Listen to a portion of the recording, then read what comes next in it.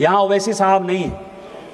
ये जो मैं पजामा कुर्ता पहनकर आया हूं सर ना, ये ओवैसी साहब ने मुझे ईद पर दिया। ओवैसी साहब मुझे टोपी पहनाने की कोशिश नहीं करते हैं और मैं उनको टीका पहनाने की कोशिश नहीं करता। टोपी पहनने से मैं मुसलमान नहीं हो जाऊंगा और टीका पहनने से ओवैसी जो है वो हिंदू नहीं हो जाएगा। हम दोनों नदी की वो धार में राष्ट्रीय स्वयंसेवक संघ का कट्टर आदमी हूं। हमारा मुसलमान के साथ किसी प्रकार का कोई रिलेशन नहीं हो सकता। लेकिन जब देश की बात आती है, ऑपरेशन सिंदूर की बात आई, तो हम और ओवैसी एक साथ थे और हमने और ओवैसी ने देश के बारे में जो बात कहा वो सबसे इंपॉर्टेंट है सर।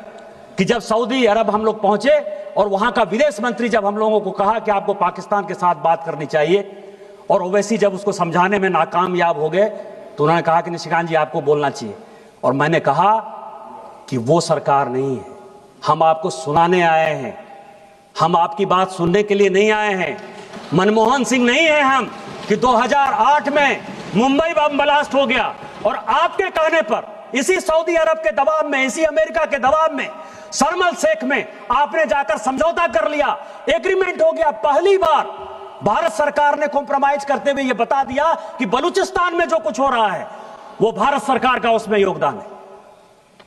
हम वो घटिया आदमी नहीं हैं। यदि हमारे आदमी को आपने मारा है तो हम मारेंगे। आपको पाकिस्तान को समझाना है तो समझाइए।